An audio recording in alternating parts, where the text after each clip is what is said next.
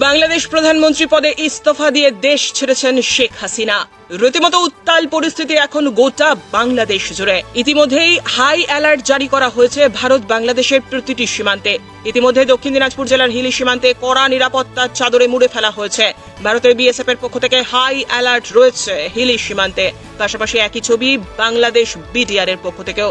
এদিন দক্ষিণ দিনাজপুর জেলা পুলিশ সুপার চিন্ময় মিত্তাল ও ডিএসপি হেডকোয়ার্টার বিক্রম প্রসাদ তারা হিলি সীমান্তে ভিজিট করেন। কি পরিস্থিতি রয়েছে সে সমস্ত খতিয়ে দেখেন জেলা পুলিশ সুপার। বাংলাদেশের অবস্থা আজকে সকাল থেকেই ভয়ানক খারাপ ছিল। আমাদের হেলিপোর্ট দিয়ে কোনো এক্সপোর্ট হয়নি, লোক যাতায়াত ছিল।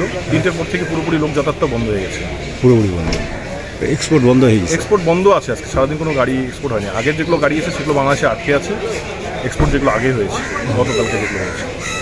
আর মানুষ যাওয়া আসা 3টের পর থেকে পুরোপুরি বন্ধ হয়ে গেছে। 3টের পর থেকে 3টের পর থেকে বাংলাদেশের পরিস্থিতি খারাপ। এখানে আপনার দেখতে পাচ্ছেন কাছে এগুলোতে বাংলাদেশের প্রধানমন্ত্রী যে ছিল তার ছবি ছেঁড়া, তার স্ট্যাচু যা ছিল সেগুলো ভাঙাভাঙি হয়েছে, যার কারণে সব বন্ধ হয়ে গেছে।